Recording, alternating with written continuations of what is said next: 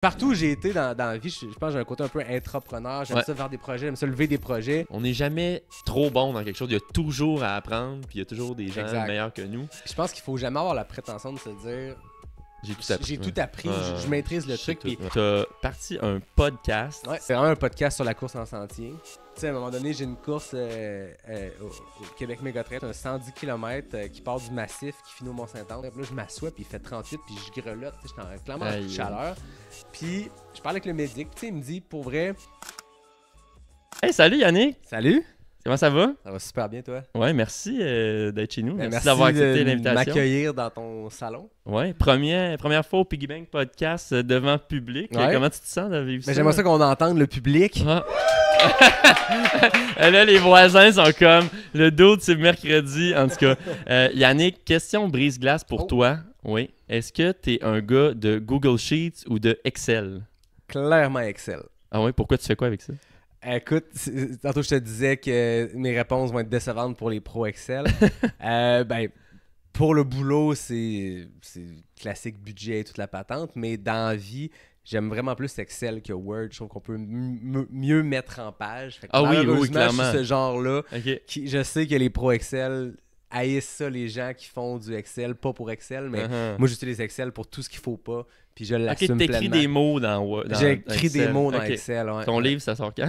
Écoute, j'entends que le tien sorte. Oh shit, ok. Hey, t'as parlé de boulot. On pourrait-tu parler un peu de ton parcours professionnel? Parce qu'aujourd'hui, on va apprendre à te connaître en tant que personne, mais aussi pour ton podcast sur la course et tout. Mais si tu peux nous parler un peu de ton parcours professionnel. Ouais. Ben en fait, je travaille en communication. Fait que j'ai fait un classique bac en com à l'Université Laval qui est très théorique. Puis après ça, j'ai eu besoin de faire de la pratique. Fait que j'ai travaillé en agence de pub. En parallèle, j'ai toujours été dans le théâtre, dans tout ce qui est spectacle culturel. Fait que pendant un temps, je me suis associé comme travailleur autonome à faire de l'assistance à la mise en scène, de la régie.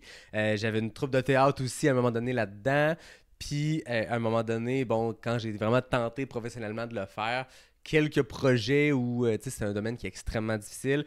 Quelques projets où tu travailles fort puis que finalement, ben, t'es pas payé. Fait que le moment donné, tu te dis, OK, je sors de l'université, j'aimerais ça me placer un peu, là, en ce moment, clairement.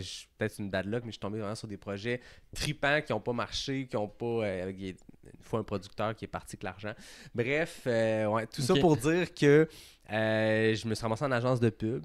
C'est là que j'ai appris mon métier. Là. Je veux dire, c'est beau l'université, tu apprends le théorique, mais là, ça a été vitesse grand V, le pratique. C'était une toute petite agence, on était 6 ou 7 personnes, puis c'est là vraiment que tu apprends ton métier. Tu es à l'université, de faire un communiqué de presse, tu as 4 cours pour le faire, puis tu le peaufines. Dans la vraie vie, tu n'as pas 4 cours, tu as 4 minutes, 4 heures, là, j'exagère, mais fait que c'est là que tu apprends vraiment à appliquer le théorique en pratique, en rapidité. Fait que ça a été ça. Rapidement, je suis arrivé chez Ubisoft, là où on s'est connus d'ailleurs.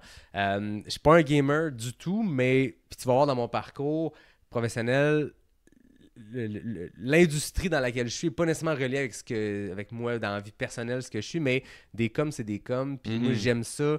Collaborer avec du monde, j'aime ça, l'idée des projets, j'aime ça, mener à terme des projets.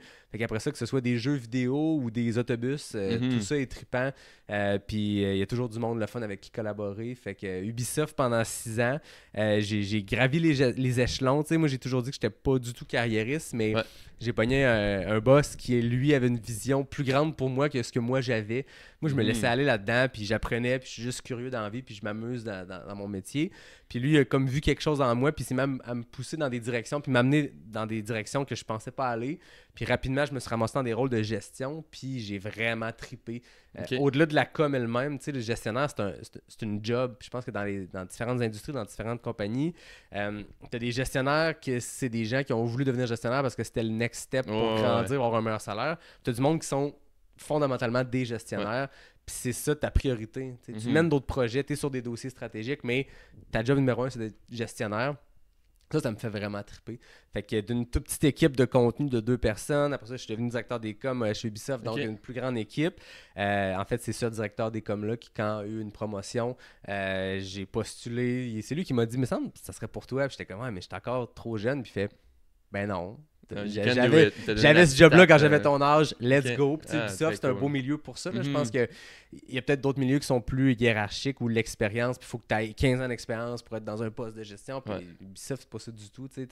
Si tu l'as en toi, tu l'as. Puis dans tous les projets, quand j'y repense avec du recul, tous les projets que j'ai faits, j'étais souvent leader, je menais le projet, j'étais parmi ceux qui étaient leaders, qui prenaient en charge les affaires. Fait qu'au final, la gestion, c'est ça. Puis, je veux dire, au secondaire, je jouais au football, puis j'étais capitaine de l'équipe. J'étais pas le meilleur, loin de là, mais... ça vient avec un mindset. Ouais, c'est ça, le leadership. Puis c'est juste naturel pour moi d'arriver dans une équipe et de dire, OK, c'est quoi le problème? On s'en monte les manches en gang, puis on trouve la solution, tu sais.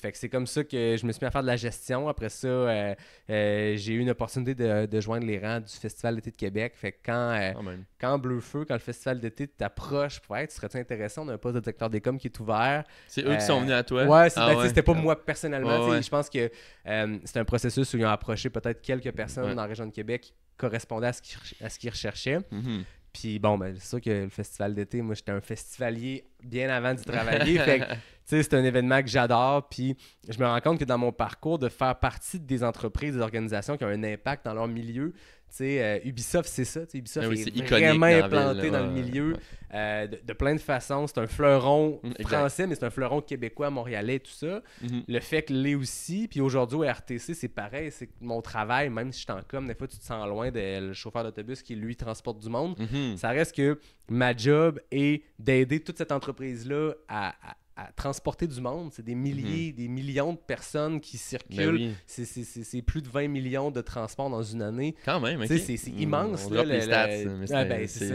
Non, mais c'est j'aime beaucoup les stats. Ouais. Mais fait que tu dis, je prends part à quelque chose qui est plus grand que moi, puis je prends part à quelque chose qui a un impact direct dans ma ville. Puis quand je regarde les projets que le RTC pilote présentement, je me dis, moi, ce qui me motive, c'est que oui, je fais les coms pour ces projets-là. C'est pas moi qui est en train d'électrifier les réseaux. Non, mais tu contribues. Mais je contribue à faire quelque chose que mon gars, dans 20 ans, il va peut-être prendre le tramway ou l'autobus électrique, 100% électrique, qui a aucune émission de GES. Mais ça, je trouve ça malade. Fait que... Ou l'autobus volant. Ça, c'est peut-être dans 40 ans, mais on travaille là-dessus. Là. Quand j'étais jeune, on parlait des chars volants. Je sais pas si j'ai le droit de dire qu'on travaille sur des bus volants. Tu t'es engagé pour ça, le projet des autobus volants? Ben, c'est ça mon expérience. Je veux dire, en théâtre et en communication chez Ubisoft m'amène clairement à développer des autobus volants. Là. Okay. Un parcours professionnel quand même très bien garni, disons ça comme ça.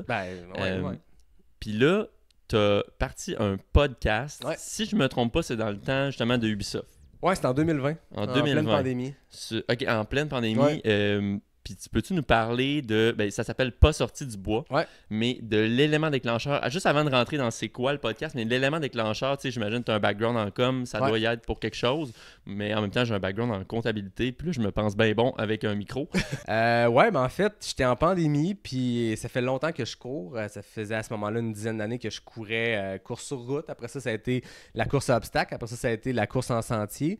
Puis dans tout ce que je fais, moi, dans la vie, je m'informe beaucoup. Je vais lire des livres, je vais écouter des podcasts, je vais regarder des documentaires, puis à un moment donné, j'écoutais beaucoup de podcasts de course en sentier, de trail, qui est un sport exceptionnel que je pratiquais depuis à ce moment-là 2-3 ans. Puis j'écoutais que des contenus américains, que des contenus anglophones, que des contenus français, puis je me suis dit, ce qu'ils font, c'est de jaser avec une bière, puis de jaser de course, puis jaser d'expérience, puis jaser de beaucoup plus d'anecdotes que de course elle-même, que de performance, mais juste découvrir des humains à travers ce sport-là qui est complètement débile quand tu prends un pas de recul puis tu regardes c'est quoi ce sport-là. Je me suis dit, je vais essayer quelque chose au Québec, je vais partir. Puis tu sais, j'avais aucune ambition ou prétention. Je me suis dit, moi j'aime ce contenu-là, j'aime ces podcasts-là américains. Il n'y a pas exactement ce que moi je vois comme produit aux États-Unis au Québec, fait que je vais le faire. Puis si je suis la bonne personne pour le faire, tant mieux. Puis si ça marche pas, j'aurais eu du fun le temps de l'essayer. Puis tu sais, dans la vie, je m'intéresse à tout, comme je disais. Fait que partir un podcast, c'était nouveau pour moi. Tu sais, j'avais un background où j'avais étudié, quelques cours de journaliste. Puis j'avais fait du théâtre, fait que j'étais à l'aise devant un public. Puis tu sais, je suis pas la personne la plus extravertie dans la vie, mais je pense qu'un bon animateur, c'est quelqu'un qui renvoie tout le temps de l'autre côté. Tu sais, ta job, c'est de faire shiner la personne à côté de toi. Comme ta job de gestionnaire dans la vie, c'est de faire shiner ton équipe et mettre les personnes dans le meilleur, environnement pour shiner. Ben, c'est pareil qu'un podcast. Tu veux mettre ton invité à l'aise, comme moi, je me sens à l'aise en ce moment grâce à toi. Mais j'ai presque rien fait. Non, mais c'est ça. J'ai amené des chips et des bonbons. La chaise, je pense, c'est vraiment c'est la chaise rose, tu sens comme un king. Ben, vraiment. Fait que c'est un peu ça. Je me suis dit, je vais l'essayer. Puis moi, je sais ce que j'aime comme podcast, je sais ce que j'aime comme animateur, je sais ce que j'aime pas comme Mhm. animateur de podcast. Fait que je vais essayer d'être le genre que j'aime, c'est-à-dire Mais- quelqu'un qui écoute. Tu sais. Mais c'est ça ce qui manquait dans les podcasts américains, tu sais, si tu peux jumper, qu'est-ce qui manquait, puis c'est quoi ton concept de podcast en ce moment, tu sais, puis à qui ça s'adresse? C'est vraiment un podcast sur la course en sentier. Ok. Ça a comme un peu débordé avec les aventures, les expéditions, mais c'est principalement de la course en sentier, qui est un sport. En ce moment, c'est au monde, c'est le sport numéro 1 qui est dans la plus grande évolution en ce moment. Tu sais, juste au Ouais. Québec, c'est une évolution de 1000% par année. C'est immense, ça explose comme sport. Ok. J'ai commencé en 2018 à en faire, puis je veux dire, ça fait pas longtemps. Puis entre 2018 et aujourd'hui, il y a un monde de différence. Tu sais, les plus grands événements de course en sentier au Canada sont au Québec. Il y a de quoi qui se passe. Tu sais, la course en sentier, c'est immense aux États-Unis depuis les années 70. C'est immense en Europe depuis les années 90. Mais au Québec, c'est là que ça se passe depuis une dizaine d'années. Mais depuis 3 ans, c'est en explosion. C'est un sport où c'est des longues distances. Il y a de tout. Il y a de la courte distance, de la moyenne distance, puis ça va jusqu'à du 350 km une course. T'sais. Fait que c'est sûr que sur 350 km, il va y avoir des maudites bonnes anecdotes qui incluent des hallucinations parce que le monde... Ils sont sur le moche. Ben, c'est quasiment comme ça. Ils trouvent des champignons. Non, mais pour vrai, j'ai parlé à des gens qui ont déjà eu des problèmes de consommation, soit au podcast ou dans la vie. Des coureurs, c'est des gens... Il y a des gens de tous les horizons. Il y a des gens qui ont déjà consommé. Puis ils disent on revit des choses qui sont pareilles entre elles parce que c'est extrême comme sport. C'est pas un sport extrême, tu manques pas de mourir comme si tu faisais du parachute, pas de parachute. Mais c'est extrême dans le sens où on part courir pendant 24 heures, 48 heures dans le bois avec très peu de support, du matériel sur notre dos, puis il faut survivre pour se rendre jusqu'à la ligne d'arrivée. C'est quasiment un Survivor. Là. Ben, comme seul et tout nu, très bien mais t'es accompagné. habillé. C'est ça. T'es quand même dans un environnement accompagné par les événements. Fait que je me suis dit, c'est sûr qu'il va toujours avoir des bonnes histoires. T'sais, les gens vivent des trucs de fou. Puis juste moi, quand j'en parlais avec mes amis de course, puis t'entends parler des histoires qui n'ont pas de sens. Je veux dire, une anecdote aussi banale qu'il y a une course au Québec en septembre où il y a un gars qui a perdu pendant 30 minutes son appareil dans un trou de boîte. Il y avait beaucoup plu cet été, c'était très boiteux. Il cherche son appareil pendant 30 minutes, finit par arriver au ravitaillement suivant. Il dit aux bénévoles, écoutez, il manque un espadrille. Puis ils disent, hey, le gars là-bas, lui, il abandonne la course parce qu'il est blessé ou je sais pas, il peut pas continuer. Il est allé le voir, il a pris son espadrille, puis il a fini sa course à lui. C'est des histoires, tu te dis... Le crédit à ce moment-là du bib, c'est celui qui a couru. C'est pas les souliers. C'est une anecdote comme quand on a des centaines, des milliers, mais je me suis dit, on va mettre ça en lumière. Ouais. Il y a des gens au Québec qui sont parmi les meilleurs au monde dans notre sport. Okay. On va les mettre en lumière. Fait que je couvre le sport vraiment du premier en avant qui gagne des courses aux États-Unis, en Europe, jusqu'au dernier en arrière qui se bat contre les barrières horaires parce que c'est des courses où tu as des temps limites parce que les bénévoles ne t'attendront pas pendant 4 jours. Si la course, ça fait 100 km, le gagnant va faire ça en 12 heures, puis ils vont laisser jusqu'à 24 heures pour le faire. Fait que tu as des gens qui vont fighter pour finir la course, mais fighter contre une barrière horaire qui suit, qui est comme faut que tu partes du ravitaillement avant telle heure parce que nous, après ça, on te laisse pas partir. Mais l'histoire est aussi intéressante de cette personne-là qui a passé 24 heures sur le parcours que celui qui l'a gagné en 12 heures en flyant, en étant un athlète exceptionnel. Moi, dans ma tête, ces deux personnes-là sont admirables. On va les mettre en lumière. Puis le concept que j'ai un peu reproduit parce que je voyais ça ailleurs, c'est on le fait en prenant une bière. Parce qu'entre elles, c'est un sport où c'est très... peut-être que les gens connaissent plus le cyclisme. Si tu parles à des gens de cyclisme, vélo de montagne versus vélo de route, c'est un peu la même dynamique, course de route, course de trail. Course de route, les gens vont se checker, ils vont avoir le gear parfait, le petit kit qui fit. Je pense qu'en vélo de route, c'est un peu ça, le bike à 10 000 $. En trail, oui, il y a du monde qui tripe sur le gear, puis oui, ça en prend quand tu vas faire une course de 100 km, mais le monde s'en crisse pas mal, dans le sens où tu es là pour l'accomplissement. Tes choses sont jamais propres, puis lave-les pas, et tu vas les ressaler le lendemain. Fait que, tu sais, il y a vraiment une attitude très... c'est triste parce qu'il n'y a pas de mot français pour ça, mais tu sais, très dirtbag, très laid back. Les gens sont décontractés. C'est un sport où il y a beaucoup, beaucoup de collaboration. Les gens s'aident entre eux. Il n'y a pas d'autre sport au monde au niveau compétitif où ils vont ajuster les temps à la ligne d'arrivée parce que deux personnes ont décidé de traverser la ligne d'arrivée main dans la main en disant on va finir premier ex-aequo ensemble. On a couru 80 km ensemble, on ne fightera pas pour la dernière seconde à essayer de passer en premier. Mais c'est un sport où les organisations vont accepter que ben oui, regarde, c'est deux personnes qui ont terminé ensemble. On va ajuster le chrono s'il y a 1 centime de seconde de différence. C'est très collaboratif, c'est familial. Les courses de trail au Québec, c'est des gros parties de famille. Je veux dire, il y a des événements qui ont 5000 personnes, puis tout le monde viennent des backgrounds différents, mais pendant une fin de semaine, tout le monde vibe sur la même chose, qui est ce sport-là qui est malade. Puis le monde prend une bière au fil d'arrivée, raconte leur histoire sur l'adrénaline, sur le gros rush de ça fait 24 heures j'ai pas dormi, puis je mange des gels puis du sucre depuis 24 heures. Fait que le monde sont comme tiltés, ils ont vécu une nuit exécrable dans la boîte. Là, ils viennent de ressusciter, ils filent bien, ils finissent leur course, ça fait 2 ans qu'ils y pensent. Le monde sont ses endorphines, sont sur l'adrénaline, ils boivent une bière, ils racontent des histoires. Mais je voulais comme reproduire un peu cette espèce de vibe-là à l'échelle d'un podcast et d'une discussion. Puis, mettons, tu sais, qu'on jase, tu sais, moi, ben, j'ai toujours dit avant, je ferai jamais un 10 km. Puis là, en tout cas, tout d'un coup, tranquillement, pas vite. Mais mettons, à qui ça s'adresse? Parce que là, ce que je comprends, c'est quand même des histoires assez rocambolesques. C'est sûr que moi qui ai fait le défi des entreprises, 10 km en montagne, fini 10e, j'étais bien heureux. Peut-être que tu m'inviteras pas à ton podcast, puis je comprends ça.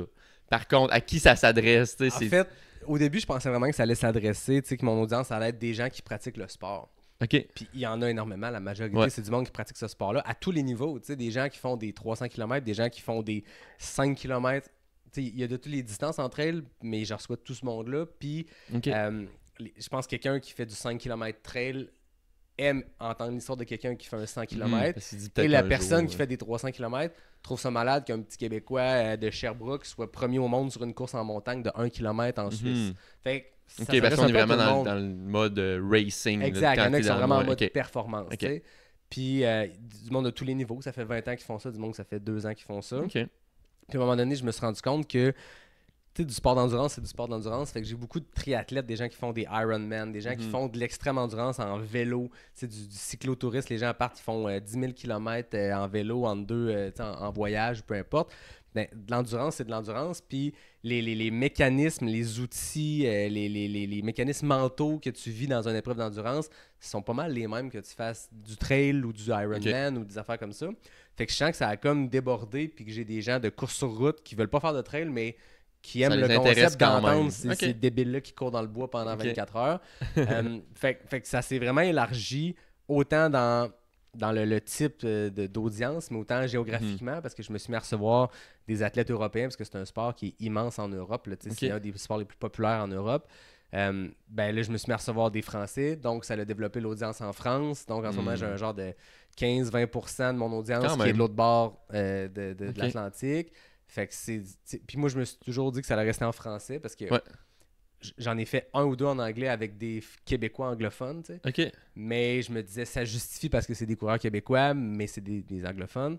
Mais je me dis, si je me mets à faire des podcasts en anglais, là, je m'ouvre une espèce de marché qui est trop grand. Ça te tente pas. Tu sais, mon core, c'est d'être un podcast québécois de course en sentier, podcast francophone. Puis je pense que même en France, ceux qui l'écoutent, il y a le petit côté que c'est des cousins, ils parlent gros, les cousins, ils disent c'est drôle de mots. Ouais, j'étais allé en France, puis le monde, il me répondait en anglais. Puis j'étais comme, je suis vraiment content d'avoir parti mon YouTube en anglais. Ouais, c'est ça, exact. J'étais comme, il achèterait jamais mes cours Excel. Non, c'est ça. Tu me parles que tu as des contacts ou des partenariats over Atlantic, whatever, mais est-ce que tu te considères un peu comme un entrepreneur? Puis quand tu as lancé ça, est-ce que tu t'es dit, as-tu des partenariats en ce moment? En fait, c'était zéro un objectif entrepreneurial de partir ça. C'était un projet de passion, puis ça l'a encore. On le sent. Oui, c'est ça. Tant mieux. Mais il y a jamais, tu sais, j'ai une job dans la vie, puis je vais pas mon but n'est pas de travailler pour essayer que le podcast devienne ma job. Tu sais, je connais mon audience aussi. C'est un sport de niche.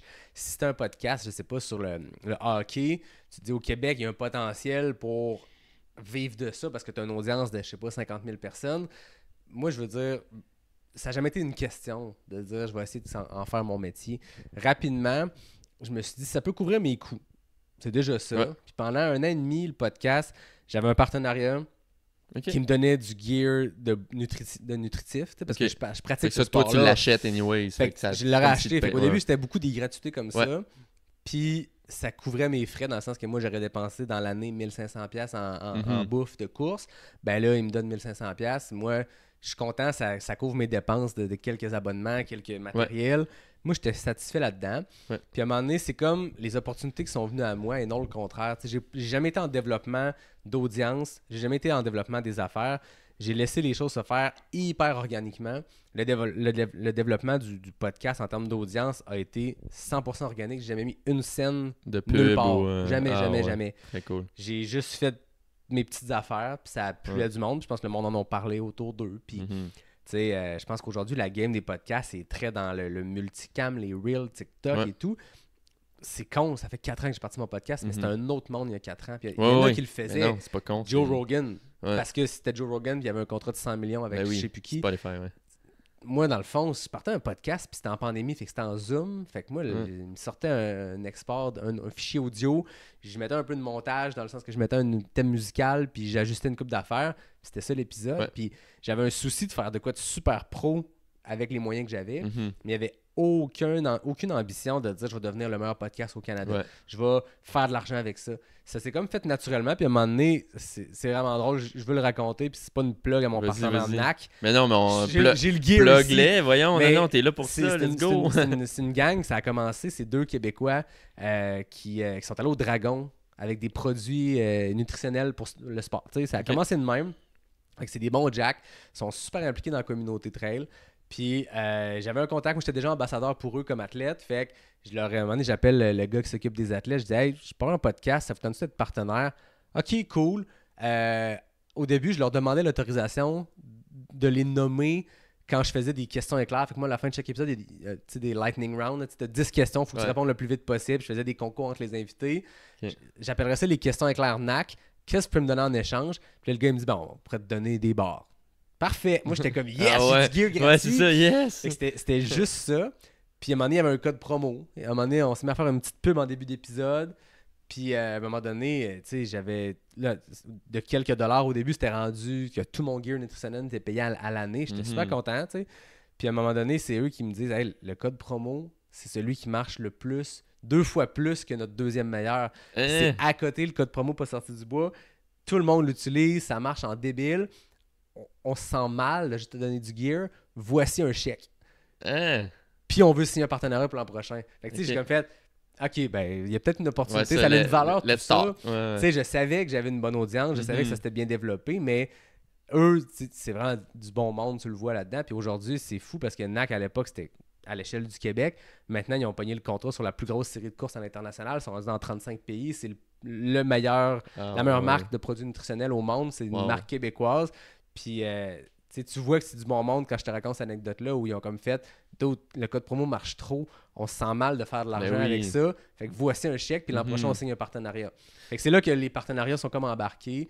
Mais ça a toujours été dans une optique de couvrir mes frais parce que plus je me suis mis à en faire, plus je voulais des produits de qualité en termes de micro. Fait que d'un micro USB à 100$, tu veux t'acheter un kit qui en coûte peut-être plus 2000 au final. Fait que pour être équipé, pour faire du bon contenu, je fais tout mon montage, je m'occupe de tout. Donc, à un moment donné, je veux dire, du mauvais gear fait que tu as plus de travail après. Fait que je me suis dit, OK, si, mettons, je dépense pour un vrai kit de micro, je viens de couper de moitié ma post-production. Je viens de sauver 5 heures de travail dans ma semaine. Ça vaut quelque chose. Ça vaut quelque chose. Puis là, je leur ai parlé, puis ils ont embarqué. Fait que, à un moment donné, c'est comme ça que je me suis mis à avoir des publicités, des partenaires. J'ai pas voulu faire de Patreon. J'ai jamais fait de développement. Les partenaires que j'ai, c'est du monde qui m'ont poké. Je choisis juste des entreprises qui sont reliées au trail. À un moment donné, une compagnie, je dirais pas le nom, mais une compagnie de VPN qu'on entend dans beaucoup de podcasts. Ils m'écrivent, puis ils me disent on voudrait être partenaire. Puis j'étais comme, mais comment je peux justifier? Moi, je veux dire, c'est ma pub pour NAC. C'est un épisode, à chaque épisode, c'est différent. Puis c'est comme les pubs à la radio, tu sais, dans le temps que l'animateur pognait le micro dans son blogspot, puis fait comme faire OK, fait que le concessionnaire d'un tel, puis tu sais, des pubs vraiment organiques de même, c'est ça que je fais pour mes partenaires parce que je trouve ça bien plus naturel que de faire les produits NAC, blablabla. Fait que j'étais comme, comment tu veux que je vende un VPN alors que je sais pas quoi ça sert? Puis moi, dans ma tête de gars naïf qui connaît rien à ça, je suis comme, c'est pas pour faire du piratage puis avoir l'air d'être ailleurs pendant que t'es quelque part. J'ai compris maintenant que c'est pas juste ça, mais je voyais pas l'intérêt. Fait que j'ai juste fait, merci, non merci. T'sais, je veux m'associer à des marques qui sont reliées au sport, puis je veux me garder une pleine indépendance de pas avoir de contrat qui m'oblige à faire certains trucs. T'sais, moi, en ce moment, je viens d'avoir un enfant il y a 1 an. C'est sûr que j'ai fait mon épisode à certaines périodes, puis on est parti en voyage pendant 5 semaines avec le petit. Je vais pas faire des épisodes de podcast dans une roulotte dans le fin fond de la Louisiane. Fait que j'ai juste fait, j'ai dit aux invités, aux auditeurs le dernier épisode avant de partir, vous n'avez pas d'épisode le prochain 6 semaines. Ciao! Puis tu sais, l'audience est là depuis 4 ans, fait que là, je peux me permettre de faire ça, mais j'ai aucun partenariat qui... Fait que j'ai de la misère à dire que je suis un entrepreneur. partout où j'ai été dans la vie, je pense que j'ai un côté un peu intrapreneur. J'aime ça faire des projets, j'aime ça lever des projets. Tu sais, on a travaillé ensemble. Ubisoft, c'est un environnement où tu peux faire ça. Tu as une idée, tu es comme, hey, j'ai une bonne idée, on peut-tu faire ça? J'ai su après que, ça, c'est de l'entrepreneuriat. Ok, intéressant. Mais non, je me considère pas entrepreneur parce que c'est pas ma job. Puis j'ai pas l'ambition de dire un jour je vais faire ça de ma vie. Mais le projet, oui, il y a des similitudes avec l'entrepreneuriat, mais jamais je vais me dire entrepreneur. Mais c'est cool ce que tu dis. Puis tu sais, s'il y a des gens qui partent un projet ou qui hésitent tout le temps, je pense que quand tu fais ce que tu aimes, puis tu sais, clairement, on le sent dans ta voix, là, ça se voit tout de suite.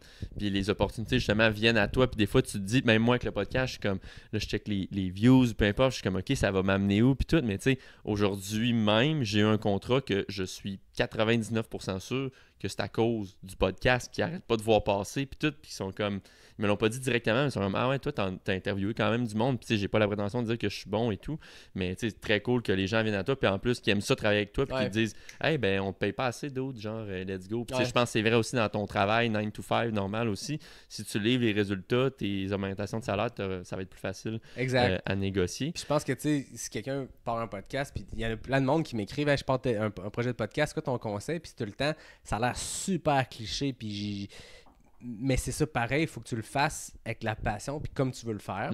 Puis si tu as une ambition vraiment de l'amener, puis que ça devienne ta job et tout, je pense qu'il faut pas que tu essaies de sauter des étapes. Il faut pas que tu essaies de forcer les choses, puis c'est con, mais les algorithmes de médias sociaux, si tu mets du cash en fou, ben, je veux dire, Facebook va... Tu n'es pas en train de te bâtir une présence organique. Ouais, non, fait qu'après ça, tu vas juste continuer à mettre de l'argent parce que tu veux plus, parce que tu es habitué à des standards, mais si tu progresses tranquillement, je veux dire, moi, mettons, l'Instagram n'a pas sorti du bois, je sais pas, il est rendu à 5000 abonnés. Mais j'ai jamais mis une scène pour essayer de faire un push une fois, mais ça a augmenté constamment depuis 4 ans. Ouais, si le monde aime ça, ils vont partager à des gens. C'est sûr qu'il y a quelqu'un qui m'entend et qui dit, moi, je veux me partir un podcast, puis dans un an, je veux que ce soit ma job. Je suis la pire personne pour donner un cours là-dessus parce que j'ai pas fait ce genre de développement-là avec un objectif capitaliste de dire ça va être ma job. Ouais. Mais là, tu as dit quelque chose, tu fais tout toi-même, mais tu n'as pas une équipe, tu n'as personne. J'ai pas entendu. Puis là, tu sais, je l'écoute pas religieusement ton podcast, mais j'ai écouté l'épisode 132. Parce que tu pars en Arizona, c'est ça, 132? Ça se peu importe. Que tu m'avais envoyé. Puis tu nommais une certaine Fanny, ça se peut-tu? Une fille qui t'aide, non, elle t'aide pas? En tout cas, excusez, non. On coupe. En fait, non, je sais, c'est quoi? C'est qu'en fait, un des invités que j'ai, il m'avait été mis en contact par une autre invitée qui s'appelle Fanny. Dans le fond, je devais remercier Fanny de nous avoir mis en contact. Mais c'est juste parce que c'est une ancienne invitée qui m'avait dit, quand j'avais dit je fais telle course en Arizona, elle m'avait dit, il y a un Québécois qui s'appelle Simon qui a fait. Puis là, je l'ai contacté, puis il est devenu un invité. Tu la remerciais, j'étais comme, quand je remercie Nella, j'étais comme, ben, elle doit l'aider, puis j'étais comme content que tu aies quelqu'un qui t'aide parce que je sais que c'est du travail. Toujours à la fin de l'épisode David Hébert, qu'on connaît, parce que c'est un designer graphique chez Ubisoft. Ouais. Quand j'ai parti le projet, David était dans mon équipe chez Ubisoft, puis j'avais dit, tu sais, David, je sais qu'il prenait des fois des mandats à la pige, j'avais dit, je pars un podcast, je sais pas une scène, ça te tente de faire un design pour ça. Fait qu'il m'a fait tout le design graphique dans le fond du podcast. Puis je fais toutes les déclinaisons, mais il y a 4 ans, il m'a fait la base, la DA. Puis quand je me suis mis à faire des épisodes alternatifs, une deuxième série, il m'a fait un deuxième design. Là, je m'en vais au Colorado couvrir une course avec le podcast en juillet. Fait que là, récemment, il m'a fait un branding. Mais tu sais, là, j'ai des partenaires. Fait que là, j'ai pu le payer pour la première fois en 4 ans. Fait que j'étais content. Mais c'est ça. Puis j'ai un autre ami, Fred, qui a fait le thème musical il y a 4 ans. Fait que je les remercie tout le temps parce que c'est symbolique. Parce que ils ont pas été payés à l'époque. Mais non, c'est ça, je fais tout seul. OK. Colin, quand même. T'as-tu un conseil, pas pour partir un podcast, là, comme les gens te demandent, mais tu sais, des gens, moi j'en étais un, je pense à partout de même, mais des gens qui aiment pas ça courir ou qui ont essayé, puis tu sais, moi je courais à Vanier, je trouvais ça plate de courir sur la rue Plante, là, tu sais, il se passe pas grand-chose, t'as juste peur de te faire attaquer des fois, mais tu sais, t'as-tu un conseil pour les gens qui commencent à courir ou qui aimeraient peut-être ça courir parce que c'est rapide, tu sais, ça guette ton sport assez rapide pis tout, mais qu'ils aiment pas ça, tu sais, peux-tu... Ben, souvent, quand les gens se mettent à courir, c'est rare que c'est parce qu'ils aiment la course, dans le sens où tu sais pas encore que tu aimes ça. Fait que souvent, c'est relié à faut que je m'en mette en forme parce que je suis plus en forme, je veux perdre du poids. Ça passe souvent des choses comme ça. Mais souvent, ça dure le temps que tu atteins tes objectifs, peut-être. Puis encore là, moi, je suis de ceux qui pensent, je suis zéro nutritionniste, mais je suis de ceux qui pensent que tu n'es pas supposé perdre du poids à courir.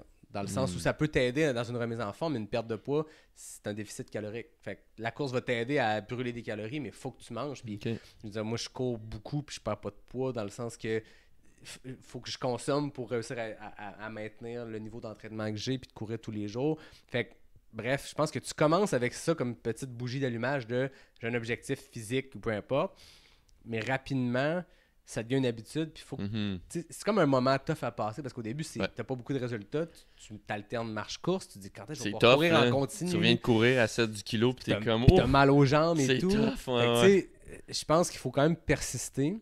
Mais il y a quand même des environnements dans lesquels tu as plus de chances d'aimer ça. T'sais, la rue Plante à Vanier, je connais pas, mais je veux dire, je vais prêcher pour ma paroisse. Moi, je cours en sentier. J'ai couru sur route longtemps, puis c'était vraiment plus en mode je m'entraîne, je me maintiens en forme. Je prends du plaisir à essayer de repousser des limites puis courir un 10 km en X temps. Mais moi, ça marchait pas, ce genre de motivation-là. La course en sentier, c'est complètement différent. De un, tu n'as aucune pression au temps et au pace parce que tu es en train de courir dans une montagne ou dans un sentier. Tu as un faux plat montant, descendant, tu as des racines. Je te confirme que si tu checkes ton pace, tu vas être déçu. Je veux dire, les meilleurs au monde sur des courses de 160 km, je te dirais leur pace, puis tu es comme, je fais ça quand je sors ici dans la rue. Ça. En train, c'est complètement différent. Il y a des moments où tu es à 20 minutes du kilo. Ah oui. Littéralement, parce que tu montes une montagne dans un... Fait que tu sais, pas obligé de te rendre dans des montagnes aussi extrêmes, mais aller courir en sentier, pour, mettons, on est à Québec ici, ben, tu n'es pas obligé de te rendre à Stoneham dans des places bien loin puis éloignées, tu peux aller courir sur la rivière Saint-Charles. Déjà, tu as une petite vibe qui est un peu plus le fun que de courir sur l'avenue Plante à Vanier ou sur Saint-Joseph dans Saint-Roch, qui t'arrête aux lumières rouges, puis c'est long, puis tu sais, courir sur l'asphalte, il y a des gens qui aiment ça, mais moi, je sais que ça marchait pas, fait que je me suis mis à aimer ça vraiment, puis la course est devenue une passion quand j'ai découvert la course en sentier, puis là, vraiment, c'est devenu un mode de vie, puis je veux dire, le temps, t'as pas besoin de musique, t'as pas besoin de podcast, t'as pas besoin de rien dans les oreilles, t'es dans la nature. T'écoutes pas ton propre podcast? Jamais. J'écoute aucun podcast. J'écoute jamais. Mais non, j'écoute rien du tout. Mais en fait, je fais la post-prod, fait que je me réécoute une fois. C'est un passage obligé plate, mais je suis en mode travail, je suis en train d'ajuster l'audio, fait que je m'écoute pas vraiment. Mais au début, je me suis amélioré en m'écoutant, en faisant je dis donc bien des ou je fais donc bien telle affaire. Fait que, mais non, j'écoute jamais ce que je fais, puis j'écoute jamais d'autres podcasts en courant. Quand je suis en sentier, parce que tu es dans la nature, tu entends l'environnement autour de toi. C'est con, mais tu veux le savoir si, je sais pas, il y a un ours qui te court après, là, ça m'est jamais arrivé. Mais c'est une vibe complètement différente. C'est vraiment plus méditatif, dis-je, de courir en sentier. Je veux dire, c'est vraiment complètement différent. Donc, moi, je sais que ça est venu m'accrocher, puis c'est devenu un mode de vie, puis c'est devenu facile de courir parce que c'est un temps pour moi que j'adore. Je veux dire, je fais du ménage dans ma tête, ça m'apaise, ça fait tout, puis je suis pas en train de penser que je cours, puis ça fait mal, puis faut que j'aille un peu plus vite parce que je veux tel résultat. Non, je suis en sentier. Peu importe ce que je fais en ce moment, je suis en train de contribuer à ma mise en forme, mais tu le sens pas parce que tu montes sur des roches. Puis c'est vraiment, tu retrouves un côté très joueur qu'on a quand on est enfant, puis je veux dire, je sais pas pour toi, mais moi, quand j'étais jeune, j'allais dans le bois, je me créais des aventures, puis je courais partout, puis je saute par-dessus les roches, puis tu te glisses dans la boîte. En train, c'est juste ça tout le temps. Je veux dire, puis ça va plus vite mentalement, parce que tu es en train d'éviter des choses au sol. Fait que tu sais, quand tu cours sur route, tu regardes pas tant à terre. En sentier, tu lèves jamais les yeux, parce que tu es en train de regarder, parce que tu cours à travers des racines, des roches. Tu veux pas mettre le pied sur un porc-épic. Tu sais, je veux dire, tu es toujours en train d'analyser. Fait que tu finis ta run, t'es comme ça fait 1 heure que je cours, j'ai l'impression que ça fait 10 minutes. T'sais. Puis ton volume de course, mettons juste pour comprendre qui tu es un peu, parce que là on parle de grandes distances depuis tantôt, si tu peux nous parler de ton volume de course en termes de distance, mais aussi en termes de dénivelé. Ouais, ben souvent l'ultra-marathon, les longues distances, tu sais, les entraînements pour un 100 km, tu vas pas faire 80 km en préparation. Tu sais, souvent en marathon, les programmes classiques vont t'amener jusqu'à faire un 32-34 kilos. Puis tu te dis le jour de la course, les 8 derniers, je vais le faire sur l'expérience puis sur le désir de finir.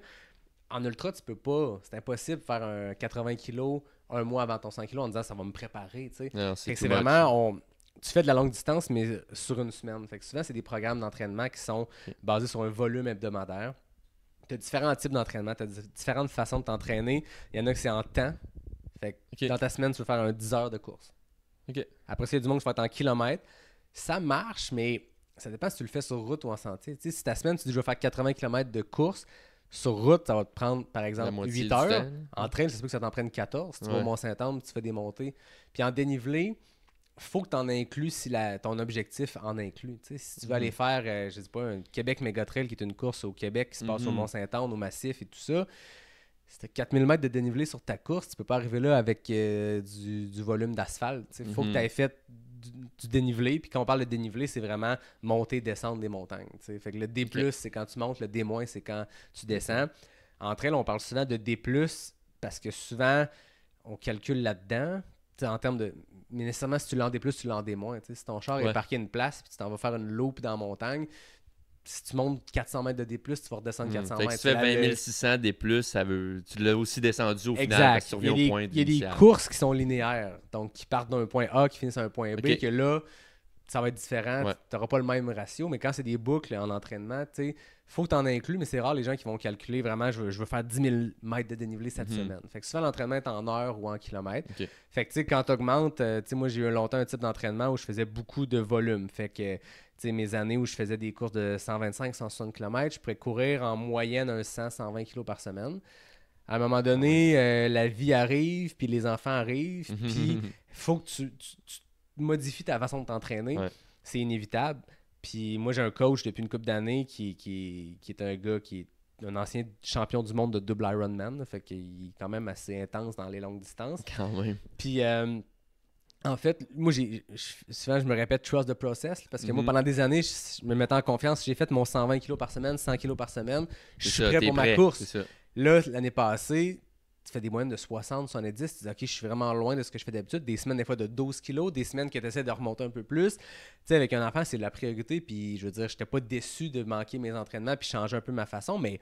Je m'étais inscrit à des courses, puis j'avais quand même des objectifs de dire, on dirait que mentalement, tu te dis, l'année où j'ai un nouvel enfant, je vais être capable de quand même réussir à concilier un peu tout ça. Puis lui, il me disait, pas de problème, on va faire beaucoup plus de qualité, beaucoup moins de quantité. Fait que tu diminues drastiquement ton entraînement de volume, mais quand tu sors t'entraîner, tu es toujours en train de faire quelque chose de spécifique. Tu n'es pas en train de faire ce qu'on appelle la zone 1, là, souvent en course, on va parler de zone 1, c'est un rythme très léger, mais quand tu fais 120 kg par semaine, tu fais crissement beaucoup de zone 1 parce que tu peux pas être en train de faire des intervalles, des sprints pendant 120 kg dans une semaine. Fait que tu vas faire de l'entraînement où c'est du pace du bonheur. Là. Tu pars à un petit pace où tu es correct pour jaser avec tes chums puis dire des niaiseries. Puis c'est un pace zone 1 où tu es supposé pouvoir courir à l'infini. Là, c'est très lent. Tu es supposé pouvoir respirer sans ta bouche. Là. Je sais que ton nez. Fait que, la zone 1, c'est lent. C'est le fun de faire l'entraînement. C'est des runs sociales, c'est des runs de touristes que j'appelle. Moi, j'adore faire ça.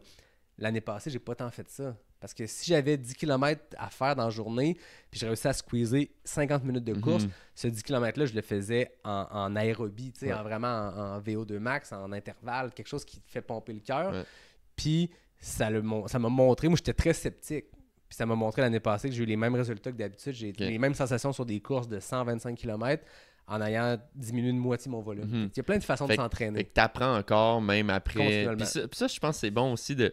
Puis si tu disais que tu étais sceptique, mais finalement, tu t'es dit, hey, hier, je vais faire confiance vraiment aux experts sans dire que tu n'es pas un expert. Ouais, mais je suis clairement pas un expert. On n'est jamais trop bon dans quelque chose. Il y a toujours à apprendre, puis il y a toujours des gens meilleurs que nous. Puis je pense qu'il faut jamais avoir la prétention de se dire, j'ai tout appris, je maîtrise le truc. Puis en trail, tu parles à du monde qui en ont fait beaucoup des ultras.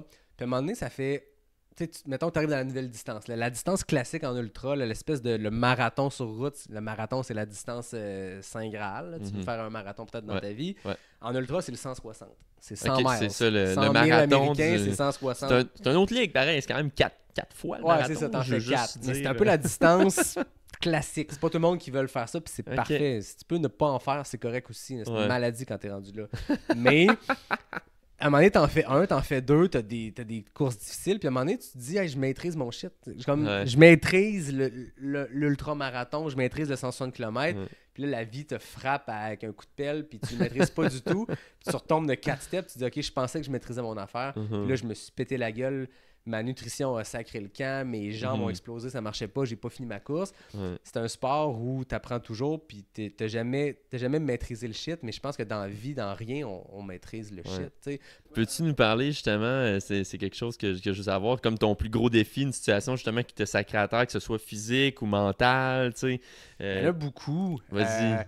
C'est un sport où il faut que tu apprennes beaucoup à vivre avec la douleur. C'est con, là. Puis il faut que tu apprennes à déceler s'il y a une blessure parce qu'il y a une douleur. Parce que quand tu fais 160 km ou beaucoup moins, là, tu fais un 50 km trail, tu vas avoir mal aux jambes à un moment donné. C'est Il va sûr. falloir que. Puis, tu sais, je veux dire, il y a personne qui va te dire. Le meilleur au monde va te dire qu'il a mal aux jambes après 20 kilos. No matter what. Peu importe. Il y a bien beau être le meilleur au monde. Moi, j'étais un petit con qui fait ça pour le fun.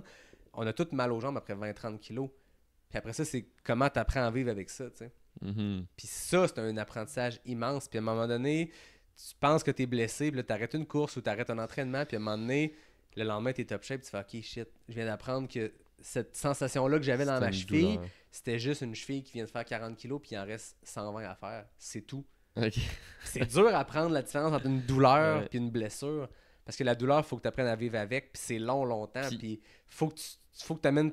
C'est beaucoup de déclics mentaux. On Mhm. apprend à vivre avec notre tête dans ces courses-là. Ouais. Que si tu fais juste focusser sur la douleur, tu vas juste sentir ça. C'est aussi niaiseux que ça. Puis là. t'as-tu un élément en particulier, quelque chose que tu te souviens, là, puis j'imagine qu'avec le temps, ça devient-tu plus facile? T'es comme, ah Non. ben oui, ça, j'ai déjà vécu ça, mais t'as-tu Oui, mais un t'as d'autres élément? choses qui arrivent. Ok. Mais tu sais, à un moment donné, j'ai une course au Québec Mégatrail, la course que je parlais tantôt. C'est Mhm. un 110 km qui part du massif, qui finit au Mont-Saint-Anne. Fait que tu connectes vraiment le massif de Petite-Rivière par le Sentier des Caps. Puis à un moment donné, tu sais, c'est en juillet. Fait qu'il y a des années que c'est extrêmement chaud. Puis il y a une année, on part le matin à 5 h du matin sur le bord du fleuve. Tu sais, fait que c'est supposé être un peu plus frais quand même. Il fait comme 38 avec l'humidex dans le piton. Tu dis, il est 5 h du matin, puis je m'en vais courir pendant les 20 prochaines heures dans cette température-là. C'est un four. Puis tu sais, à un moment donné, j'ai clairement un coup de chaleur. La nutrition a pris le bord. Tu es plus capable de t'alimenter. Tu as mal à la tête. Tu pisses plus parce que tu es déshydraté. Mhm. Tu sais, tout ça, c'est des signes qu'il faut que tu arrêtes. Fait que là, j'arrête un ravitaillement après 50 km. Puis là, ma blonde est là, c'est mon crew parce qu'on a des équipes de support. Ok. Puis là, je suis comme, là, ça file vraiment pas. Les bénévoles, le médic voit bien que je suis blême un peu. Moi, je le sais que je file pas. Fait que je m'assois. Puis j'aurais pu me dire, OK, gars, voici mon dossard, c'est fini. Tu sais, ma Ouais. course est finie. Puis à un moment donné, je me suis dit, je t'en avance beaucoup sur les barrières horaires. Tu sais. Fait que j'ai du lousse. Je vais m'asseoir, puis je vais laisser ma température revenir. Puis là, je m'assois, puis il fait 38, puis je grelotte. Tu sais, j'étais clairement un coup de Aïe. chaleur. Puis je parle avec le médic, puis tu sais, il me dit, pour vrai, c'est pas dangereux si désolé pour les gens qui écoutent, mais si tu pisses, puis c'est normal. Dans le sens que Mhm. les signes de déshydratation, c'est t'es plus capable d'uriner ou Ok. t'urines couleur sirop d'érable. Ok. Dans les deux cas, c'est comme tu C'est le files temps pas, des sucres, on là, te sort de la justement. course. C'est le temps des sucres, c'est pas non, ça marche pas. Fait qu'il me dit, tu sais, reste ici, mets-toi de la glace dans le cou, tu sais. Puis là, je suis décrissé, moi je m'en On était vais. à Genre, j'avais un combien de objectif. kilomètres dans la course, là? J'avais 55 sur 110, fait que t'es pile à moitié. C'est ok. Fait que tu sors de la civilisation, ça fait 54 km que t'es dans le bois. Là, t'arrives, tu traverses un village qui est Saint-Tite-des-Caps, il y a un gros ravitaillement, t'as tout ton stock qui est là. Puis là, je m'assois, puis je suis resté là 2 heures de temps en me disant, je vais repartir à un moment donné, puis à un moment donné, tranquillement, ça revient. Tu bois, tu réussis à remanger parce que t'es assis. Puis à un moment donné, tu fais, OK, je fais là un peu mieux. Comment tu réussis à aller pisser? C'est comme, le médic est comme, c'était-tu couleur sirop d'érable? Non, parfait, c'est pas le temps Veux-tu des voir? sucres. Ben, pour vrai, c'est leur job de vraiment Ouais. s'assurer que, Ouais, puis que après tu ça, tu pètes pas du repars câble. tu sais, entre ce point-là puis le suivant où j'ai accès à des médics, c'est 20 km dans un des sentiers les plus difficiles au Québec, tu sais. Ouf. Fait que ils peuvent pas te laisser partir si t'es pas prêt, tu sais. Puis à un moment donné, j'ai été patient, puis cette journée-là, j'ai appris que tout revient tout le temps, tu sais. Dans le Mhm. sens où j'aurais pu arrêter à 55 km, puis ça aurait été bien correct, parce que c'est jamais un échec. En trail, il y a beaucoup, tu sais, il y a des courses, les longues distances, c'est 50% des gens qui terminent pas l'épreuve, Ok. qui vont abandonner. Puis abandonner, c'est un mauvais terme, parce que t'enlèves ton dossard, la course est finie, mais tu viens d'apprendre quelque chose, T'as fait nécessairement. 50 km, viens mettons, de pareil. faire un là, ultramarathon t'sais, pareil, C'est tu sais. ça, là. Puis en même temps, c'est un sport qui est tellement difficile. Quand je dis que c'est extrême, c'est 50, entre 40 et 60% des gens qui vont abandonner. Ok. Donc, ça fait toujours partie de l'équation, ça peut arriver. Si tu fais beaucoup d'ultra, à un moment donné, ça va finir par arriver. Mhm. Puis c'est correct, t'apprends. Mais là, cette fois-là, j'ai comme persisté, mais tu sais, je me sentais comme de la merde. Puis c'est revenu tranquillement. Puis finalement, je suis reparti. Puis finalement, tu sais, dans ce tronçon de 20 km-là, ça a repris le bord. Tu sais. Puis j'ai Ça- vu mon corps. Tu sais, une fois que tu sais, je veux dire, j'avais comme perdu le contrôle sur ma température interne. Fait que je me suis stabilisé pendant 2 heures assis dans une couverture de survie à l'ombre. Ah, ok, là, je file bien, je suis reparti. Puis, tu sais, 4-5 km après, ça filait pas. Fait que j'ai marché le dernier 15 pour arrêter au 80e kilomètre. Tu dois Ça a avoir hâte été- d'arriver pareil. Hein. Quand même. Ouais. Puis, tu sais, c'est ça. T'apprends là-dedans. Puis, tu le prends dur un peu sur le coup parce que Ouais. tu sais que ça existe dans ce sport-là. Mais moi, ça faisait plusieurs que je terminais. Puis, j'avais jamais eu d'abandon. Puis, à un moment donné, t'apprends. Ok. Puis, tu fais. Tu sais, le lendemain, j'ai comme fait. Ben, clairement, il me manquait d'eau à certains endroits. Tu sais. Une Mhm. journée plus chaude, je vais me traîner plus d'eau sur moi. Je vais pas juste m'appuyer sur le fait qu'à chaque 10 km, il y a des bénévoles qui te donnent des cruches d'eau. J'ai besoin de plus d'eau dans ce tronçon-là. Fait que tu apprends là-dessus. Après ça, Tu sais, quand il fait hyper chaud, t'as du frottement, là, je veux dire, de la sueur avec ta veste et tout. J'avais le dos râpé, là, rouge sang. Tu dis, OK, il existe des éléments qui peuvent empêcher ça, du glide, une espèce de petit truc que tu te mets qui empêche le frottement. Fait que cette journée-là, j'ai appris plein de choses. Puis 3 mois plus tard, j'ai fait mon premier 160 qui s'est passé comme un charme, une course quasi parfaite. Tu as passé de 110 à 160. Tu sais, puis la seule différence, ça a été que j'ai appris vraiment beaucoup ce fois-là. Fait que tu sais, oui, tu files comme de la merde. Oui, le lendemain, tu te remets en doute. Tu sais, parce que le lendemain d'un coup de chaleur, t'es quand même top shape. Là. Je veux dire, c'était passé. J'étais comme, hey, pour vrai, j'ai aucune blessure. J'aurais-tu dû la finir? J'aurais-tu pu faire le dernier 30 kilos en marchant, en persistant? Mais tu sais, non. Cette journée-là, ça t'as repris par après. Voilà, exact. Puis je voulais savoir, mettons, tu sais, ton why, parce que tu l'as dit à plusieurs reprises dans l'épisode, et je cite, tu as dit, hey, le débile qui va courir, t'es débile, tu l'as dit, je pense, à 2-3 reprises. Puis c'est vrai que de l'extérieur, on peut voir ça comme ça, mais toi, mettons, ton why, ton pourquoi tu fais ça, c'est-tu parce que, c'est-tu le sentiment avant, après, pendant l'accomplissement de soi? Peux-tu nous parler un peu de ça? Ben, tu sais, je le disais tantôt, mon accroche de la course, tu sais, faire des courses, mettre un dossard, c'est comme du bonus. Tu sais, moi, la course en sentier, c'est un mode de vie, je veux dire, ça me fait du bien. Tu sais, quand j'ai besoin d'un moment, quand j'ai réussi à trouver le temps, partir courir dans le bois, c'est mon plaisir. Bien avant de me lancer sur 80 km dans le bois, puis mal filer parce que c'est tough d'avoir mal. Tout ça, c'est du bonbon, mais je prends beaucoup de plaisir dans le processus. Puis c'est un sport où, tu sais, des ultramarathons, tu peux pas en faire 20 dans une année. Cette année, mettons, là, mon horaire est fait, là, mon calendrier, je n'ai 3 à l'horaire des ultras. Tu peux pas en faire beaucoup plus. Il y en a certaines personnes, mais de manière générale, 3, 4, 5 dans l'année. Fait que tu peux pas tout mettre tes œufs dans ces paniers-là. T'as beau t'entraîner et être prêt, il y a des journées où tu te lèves le matin puis ça marche pas. Tu n'auras pas les résultats escomptés. Fait qu'il faut que tu prennes du plaisir dans le processus. Puis moi, j'ai énormément de plaisir dans le processus. T'sais, moi, pour vrai, la sortie de fin de semaine où je me trouve, OK, je vais passer de chez nous, puis là, je suis pas loin du bois, je vais connecter tel sommet, je vais me ramasser à Stoneham, je vais connecter tel autre sommet, je vais revenir chez nous, puis en traversant, je vais croiser une épicerie, je vais pouvoir arrêter, me ramasser un Gatorade puis une barre. Ça, c'est vraiment plaisant. Puis je pars tout seul avec des amis, puis tout ça, je prends même plus de plaisir là-dedans que de planifier des courses puis me dire, OK, je mets toutes mes œufs dans le panier de la course. Après ça, l'ultra, le jour J de la course, c'est du bonus, mais mon why, c'est de pouvoir courir en continu. Puis je ne vais pas m'entraîner à un point puis faire des affaires de fou qui pourraient m'amener à avoir des blessures parce que, puis même dans une course, je vais pas endurer une douleur qui est une blessure juste pour finir ma course parce que si je me blesse cette journée-là, ça se peut que je sois 3 mois, 6 mois sans pouvoir courir. Puis ça, c'est bien plus dommageable que l'ego dirait j'ai un abandon aujourd'hui, j'aurais peut-être pu finir blessé. Fait que, tu sais, mon why il est vraiment dans le processus, mais l'ultra reste le petit bonbon. Puis le why par rapport à ces deux sorts-là, tu sais, pourquoi j'en fais, pourquoi je fais pas juste des courses de fin de semaine pour le plaisir en solo dans le bois, c'est que tu accomplis quelque chose d'immense. Puis tu repousses vraiment tes limites. Je dis jamais qu'on dépasse les limites parce que ta limite, elle bouge dans le temps. Il y a fut un temps où ma limite, c'était faire un 10 km. À un moment donné, je l'ai pas dépassé, mais je l'ai amené ailleurs, ma limite. Ma limite est devenue un peu plus. Puis à un moment donné, c'est devenu du 100 km de trail. Puis en ce moment, c'est ça que je trouve beau après toutes ces années-là, c'est que j'ai pas encore trouvé ma limite parce qu'elle bouge dans le temps. Il y a 10 ans, j'aurais pas pu faire un 100 km. Mais là, 100 km, c'est une distance comme... Je peux la faire un peu sous-entraînée, ça va bien aller. Je la maîtrise quand même pas pire, jusqu'à temps que je la maîtrise plus. Fait quand t'as dit 300, 350 le plus? En trail, t'as les 100 miles, t'as les 200 miles. OK. 200 miles, c'est 320. Maintenant, 200 miles is the new 100 miles. Ah c'est la grosse affaire. Ça va tout le temps. C'est immense, mais je suis pas prêt à ça. Okay. Là, si on parle de 5-6 jours, là, quand même. c'est à un autre niveau. Là.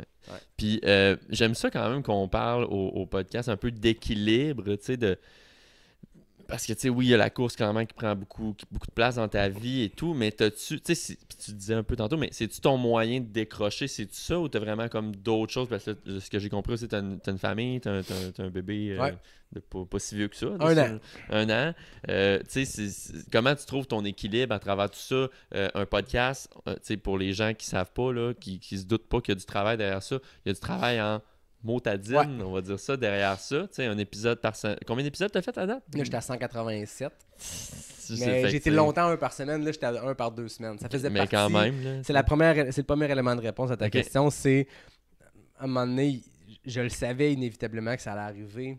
Puis j'étais très bien avec le fait que mon audience est accrochée. Ça fait 180 épisodes. Fait que je sois aux 2 semaines ou aux semaines, je pense que les gens, s'ils sont tapés 180 épisodes, ils vont pas faire « Hey, ils sont rendus aux 2 semaines, j'arrête. » Fait que l'audience est là. Puis bien des podcasts sont aux 2 semaines, sont au mois. Y a pas de... Moi, je m'étais imposé un peu une fois par semaine parce que j'avais du temps, j'aimais ça. Ouais. Puis j'ai toujours été quelqu'un qui avait une vie occupée. Quand c'était pas le podcast, quand c'était pas la course, c'était les projets de théâtre, à travers la job, à travers tout le reste. Moi, j'écoute pas beaucoup de télé. J'ai pas... je veux dire, moi, quand on finit de souper, quand le petit est couché, m'installer avec mon ordi puis travailler sur quelque chose, c'est pas... Ça me fait décrocher. Ouais. Quand je m'installe puis je prépare mes entrevues, quand je m'installe puis je fais mon Photoshop pour préparer mes visuels d'épisodes, quand je fais mon montage, moi, c'est pas du travail. Ça. Si c'était du travail, en ce moment, j'aurais l'impression de travailler ben trop. Mais moi, ça me fait décrocher. Je suis pas en train de penser à rien. En fait, je suis pas en train de penser à résolution de problèmes comme on peut vivre au travail. Je suis en train d'écouter ce que j'ai fait puis d'essayer de voir comment je peux ajuster parce que là, il faut que j'enlève le son ambiant en arrière qui gosse. Fait que, tu sais, c'est du plaisir de faire ces affaires-là. Puis la course, c'est pareil. Moi, c'est un moment... je veux dire, je réussis à faire beaucoup de kilométrage à travers une vie occupée parce que je fais beaucoup du transport actif. Là, fait que je me rends au travail à la course, je reviens à la course.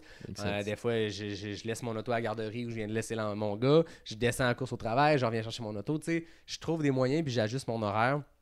Fait que ça, c'est pas des kilomètres le fun parce que je pense sentier, mais là, je me mets de la musique pour un podcast dans les oreilles. Si je cours en sentier, c'est plate en tabarnak. Ouais, c'est ça. C'est moins le fun, mais encore là, quand c'est du transport actif, c'est une autre game parce que, là, c'est un peu moins loin, mais quand je travaillais au FEC, mettons, en ville, partir de chez nous à descendre au FEC, c'était 12 km. Ça me prenait comme 55-60 minutes. Ouais.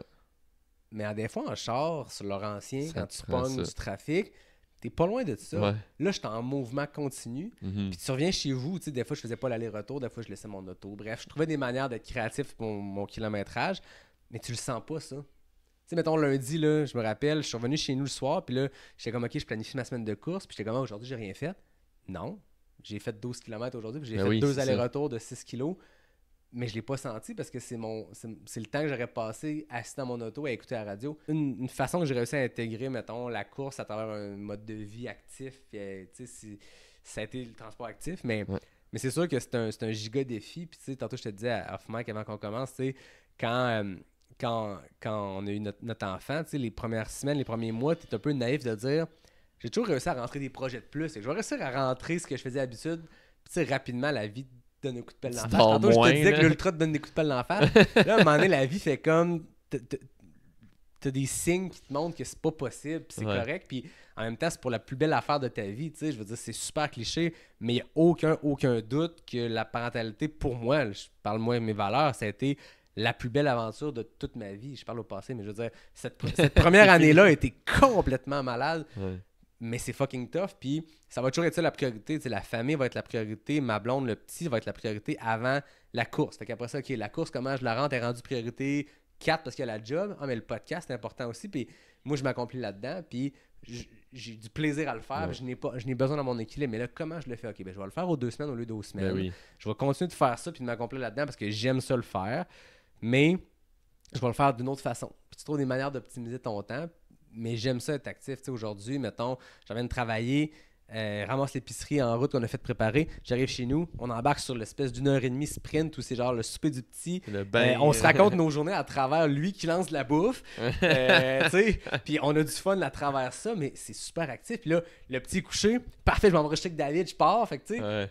Mais moi, ça me fatigue pas. Je sais qu'il y a des gens, mais si je dis pas ça parce que je suis meilleur que les autres, pas du tout. Mais je vais me coucher à soir, je vais comme être cette grosse journée, je suis brûlé, je suis comme c'était cool. T'as envie de le faire. Puis... C'était cool. Si j'avais pas voulu le faire, je t'aurais dit hey, David, c'est cool, mais ça me tente pas. Oui, exact. Mais c'est pareil, un soir, c'est comme OK, je vais dire à ma blonde, le petit est couché, parfait. À soir, j'ai un enregistrement, fait que de 8h30 à 10, je suis dans le sol sur Zoom avec un invité, puis j'enregistre. Puis on trouve notre beat là-dedans, puis on apprend à chaque fois. Puis, ça a été un gros challenge cette année-là de... Je veux pas dire de laisser la place à la parentalité. C'est pas négatif. C'est la plus belle affaire qui est arrivée. C'est le reste autour que tu dis, OK, ça, c'est le truc que je peux pas changer, qui bougera pas. Ouais. La course, je peux la bouger. Je vais être créatif de comment je vais la faire. Puis je vais aller faire si je vais aller faire 3 km, je vais aller faire 3 km. Avant, pas d'enfant... C'est rare que je sortais pour moins de 10 kilos. Ouais, c'est ça. Mais là, en ce moment, on a 1 heure dans sa sieste pour faire la vaisselle, le lavage, puis squeezer 20 minutes de course. Je vais le faire le 20 minutes le plus intense que je peux. Je vais dire comment je peux rentrer de kilomètres en 20 minutes en étant efficace, tu sais.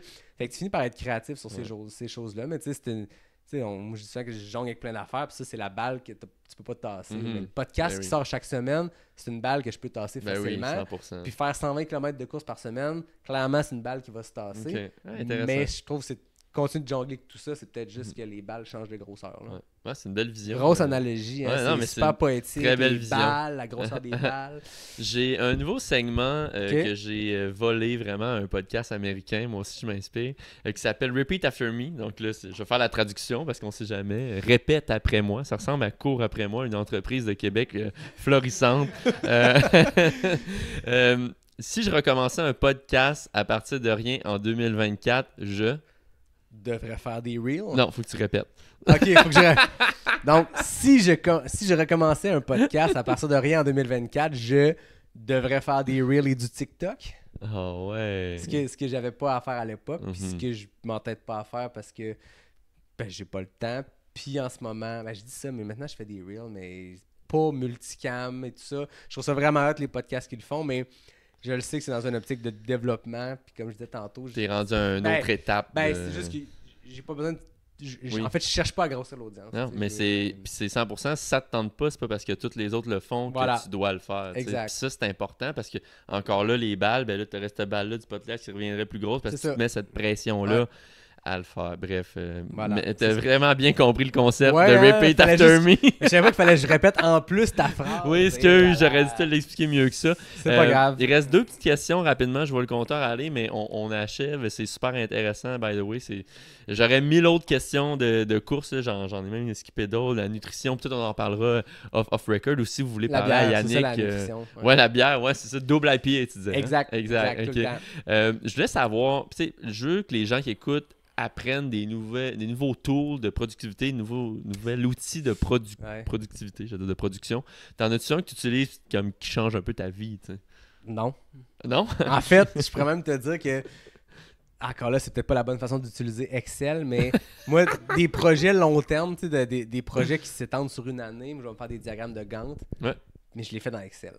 Ben, c'est correct. OK, ça c'est correct, j'ai le droit? Mais t'as le droit. Parce que moi... T'es pas le premier qui me dit ça. Moi, je vais t'avouer que c'est un running gag dans ma famille. Mon père et moi, on est des fans Excel.